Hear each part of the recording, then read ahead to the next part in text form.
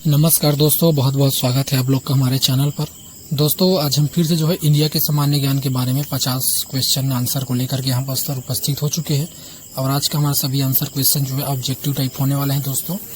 ठीक है, तो हम दोस्तों हमारे चैनल पर सभी सब्जेक्ट का क्वेश्चन आंसर के बारे में बात करते हैं, जैसा कि कंप्यूटर के हो गए, पॉलिटी के हो गए, जियोग्राफी के हो गए, हिस्ट्री के हो गए और अन्य इसमें बहुत सारे हम सभी विषय के बारे में बात करते हैं। और अगर आप कोई भी कंपटीशन एग्जाम की तैयारी कर रहे हैं तो हमारा चैनल आपके लिए काफ़ी महत्वपूर्ण होने वाला है दोस्तों। सभी कंपटीशन एग्जाम के लिए हमारा चैनल आपके लिए महत्वपूर्ण होने वाला है। तो चलिए दोस्तों, आज की वीडियो को हम शुरू करते हैं और जानते हैं हम 50 क्वेश्चन के बारे में। दोस्तों, पिछले वीडियो में 800 में अपना क्वेश्चन एंड किया था, लास्ट किए थे। और आज का हमारा जो अगला क्वेश्चन है वह 801 से स्टार्ट होकर के 850 तक जाएगा, जिससे हमारा 50 क्वेश्चन का टारगेट पूर्ण हो जाएगा। तो यहाँ पर पहला क्वेश्चन है दोस्तों, 2000 में भारत के गणतंत्र दिवस पर परेड में ओलेगुन ओबांस जो मुख्य अतिथि थे वह किस देश के थे? तो वह नाइजीरिया के थे। ठीक है, राइट आंसर हो जाएगा ए। अगला हमारा प्रश्न है, 2019 गणतंत्र दिवस समारोह में मुख्य अतिथि कौन थे? तो मुख्य अतिथि सिरिल रामाफोसा जी थे। अगला प्रश्न है, भारत से पाकिस्तान में गणतंत्र दिवस परेड के मुख्य अतिथि के रूप में आमंत्रित किए गए पहले व्यक्ति का नाम बताइए। तो यहाँ पर लिखा है, पाकिस्तान से भारत में गणतंत्र दिवस परेड के मुख्य अतिथि के रूप में आमंत्रित किए गए थे पहले व्यक्ति का नाम बताइए। तो यह पहले व्यक्ति थे मालिक गुलाम मोहम्मद जी। राइट आंसर हो जाएगा सी। अगला प्रश्न है, 1950 में भारत की पहली गणतंत्र दिवस परेड में प्रथम मुख्यमंत्री कौन थे? तो प्रथम मुख्यमंत्री राष्ट्रपति सुकर्णो जी थे। अगला प्रश्न है, क्षेत्रीय सूचना आयोग की स्थापना कब की गई? तो यह 2005 में केंद्रीय सूचना आयोग की स्थापना की गई। अगला प्रश्न है, केंद्रीय सूचना आयोग में कितने सदस्य मुख्य सूचना आयुक्त सहित हो सकते हैं? तो यह 10। अगला प्रश्न है, केंद्रीय सूचना आयोग किस मंत्रालय के अंतर्गत आता है? केंद्रीय सूचना आयोग किस मंत्रालय के अंतर्गत आता है? तो यह कार्मिक मंत्रालय के अंतर्गत आता है। अगला प्रश्न है, वर्ष 2020 में कितने लोगों ने पद्म विभूषण से सम्मानित किया गया है? तो यह 7 पदों से। अगला हमारा प्रश्न है, भारत में तीसरा सबसे बड़ा पद्म पुरस्कार कौन सा है? तो सबसे बड़ा पद्म पुरस्कार पद्मश्री है। अगला प्रश्न है, निम्नलिखित अभिनेत्री में से किसे पद्मश्री पुरस्कार 2020 के लिए चुना गया है? तो कंगना रनौत को। ठीक है, कंगना रनौत को चुना गया था। अगला हमारा प्रश्न है, किस भारतीय राज्य को मसालों का बगीचा कहा जाता है? तो केरल को मसालों का बगीचा कहा जाता है। अगला प्रश्न है, फिरोज शाह कोटला क्रिकेट स्टेडियम कहाँ पर बना हुआ है? फिरोज शाह कोटला क्रिकेट स्टेडियम कहाँ पर बना है? तो यह नई दिल्ली में बना हुआ है। अगला प्रश्न है, मोहम्मद गौती ने जयचंद को किस युद्ध में पराजित किया था? तो यह चंदावार के युद्ध में पराजित किया था। अगला प्रश्न है, भारत में लोकसभा का विघटन कौन कर सकता है? भारत में लोकसभा का विघटन कौन कर सकता है? तो राष्ट्रपति कर सकता है। फिर अगला प्रश्न है, निम्नलिखित में से अरब सागर की रानी कहा जाता है? तो अरब सागर की रानी कोचीन को कहा जाता है। अगला प्रश्न है, भारत के किस राज्यों में सर्दी के मौसम में वर्षा होती है? तो उड़ीसा में सर्दी के मौसम में वर्षा होती है। अगला प्रश्न है, भारत में तंबाकू का सर्वाधिक उत्पादन करने वाला राज्य कौन सा है? तो भारत में तंबाकू का सर्वाधिक उत्पादन करने वाला राज्य आंध्र प्रदेश है। अगला प्रश्न है, आयुष्मान भारत योजना के प्रथम चरण का उद्घाटन किस राज्य से हुआ?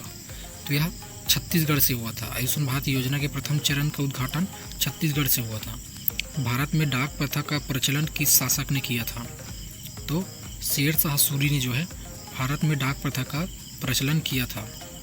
अगला प्रश्न है, भारत की राजधानी कब कोलकाता से अलग की गई? भारत की राजधानी कब कोलकाता से अलग की गई? कोलकाता से दिल्ली की गई। तो यह 1911 में किया गया। अगला प्रश्न है, भारत में किसके द्वारा अंग्रेजी शिक्षा लागू की गई? भारत में किसके द्वारा अंग्रेजी शिक्षा लागू की गई? तो यह लॉर्ड विलियम बॉटिक के द्वारा लागू की गई। अगला प्रश्न है, भारत के पहले उपग्रह का नाम क्या है? भारत के पहले उपग्रह का नाम क्या है? तो यह आर्यभट्ट। ठीक है, आर्यभट्ट है। अगला प्रश्न है, भारत की पहली मिस इंडिया कौन थी? तो भारत की पहली मिस इंडिया प्रमीला थी। अगला प्रश्न है, भारत में राष्ट्रीय मतदाता दिवस कब मनाया जाता है? तो भारत में राष्ट्रीय मतदाता दिवस जो है 25 जनवरी को मनाया जाता है। अगला हमारा प्रश्न है, पहली बार राष्ट्रपति शासन कब लागू किया गया? तो 20 जुलाई 1951 में पहली बार राष्ट्रपति शासन लागू किया गया। अगला प्रश्न है, भारत की मेरिनो भेड़ कहलाता है? भारत की मेरिनो भेड़ कहलाता है तो यह चोकला कहलाती है।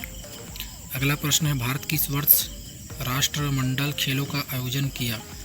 भारत किस वर्ष राष्ट्रमंडल खेलों का आयोजन किया गया? तो यह 2010 में आयोजन किया गया।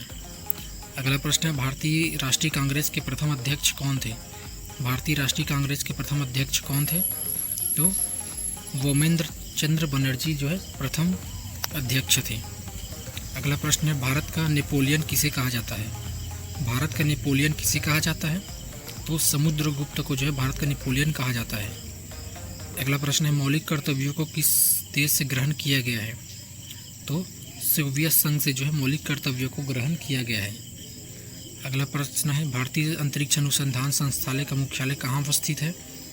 तो यह बेंगलोर में अवस्थित है। अगला प्रश्न है, भारतीय मरुस्थल की एक महत्वपूर्ण नदी है? तो लूनी नदी है। अगला प्रश्न है, भारत की किस नदी को वृहद गंगा के नाम से जाना जाता है? तो गोदावरी नदी को जो है वृहद गंगा के नाम से जाना जाता है। अगला प्रश्न है, भारत का सबसे लंबा राष्ट्रीय राजमार्ग है? तो NH-44 NH-44 जो है भारत का सबसे लंबा राष्ट्रीय राजमार्ग है। लोनार झील भारत के किस राज्य में है? लोनार झील भारत के किस राज्य में है? महाराष्ट्र में है। अगला प्रश्न है, नंदा देवी पर्वत चोटी भारत के किस राज्य में स्थित है? तो नंदा देवी चोटी भारत के उत्तराखंड में राज्य में स्थित है। अगला प्रश्न है, कंचनजंगा पर्वत चोटी कहाँ अवस्थित है? कंचनजंगा पर्वत चोटी कहाँ अवस्थित है? तो यह भारत में अवस्थित है। अगला प्रश्न है, भारत का सबसे बड़ा बंदरगाह कौन सा है? भारत का सबसे बड़ा बंदरगाह कौन सा है? तो कांडला जो है सबसे बड़ा बंदरगाह है भारत का।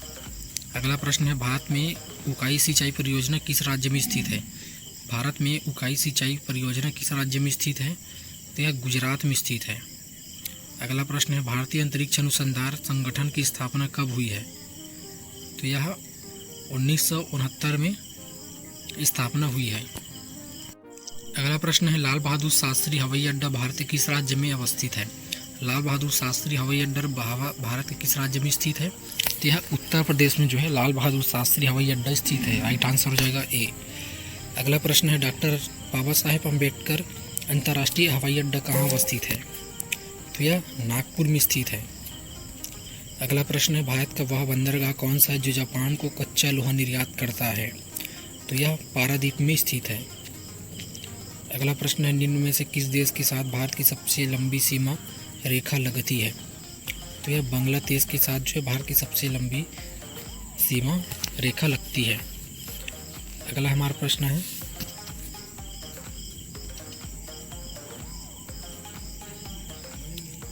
चिल्का झील भारत के किस राज्य में अवस्थित है? चिल्का झील जो है जम्मू और कश्मीर में स्थित है। अगला हमारा प्रश्न है, भारत में पाए जाने वाले कुल ऊँटों की संख्या 50% नस्ल के होते हैं। तो यह भारत में पाए जाने वाले कुल ऊँट की संख्या जो है 50% बीकानेर नस्ल के होते हैं। अगला प्रश्न है, भारत में शुद्ध सिंचित क्षेत्र में राजस्थान का कितना हिस्सा है? भारत में शुद्ध सिंचित क्षेत्र में राजस्थान का कितना हिस्सा है? तो यह 7.7%। अगला प्रश्न है, इंदिरा गांधी नहर किस नदी के संगम से निकाली गई है? तो यह व्यास और सतलज नदी के संगम से निकाली गई है। और आज का हमारा सेकंड लास्ट प्रश्न है, गंगा नहर जो सबसे पुरानी नहरों में से एक है का निर्माण गंग सिंह जी ने करवाया था। तो कब करवाया था? 1927 में। अगला प्रश्न है, इंदिरा गांधी नहर परियोजना को पानी के किस बांध से मिलाता है? तो यह पंजाब से मिलाता है। तो इस प्रकार से दोस्तों आज का हमारा 50 क्वेश्चन का टारगेट पूर्ण हुआ। तो आज की वीडियो में बस इतना ही दोस्तों। हम जल्दी मिलेंगे आप लोगों से नेक्स्ट वीडियो में। वीडियो अगर अच्छा लगा हो तो लाइक कर दीजिएगा, शेयर कर दीजिएगा और हमारे चैनल को सब्सक्राइब कर लीजिएगा। तो मिलते हैं दोस्तों नेक्स्ट वीडियो में, तब तक के लिए धन्यवाद। जय हिंद, जय भारत।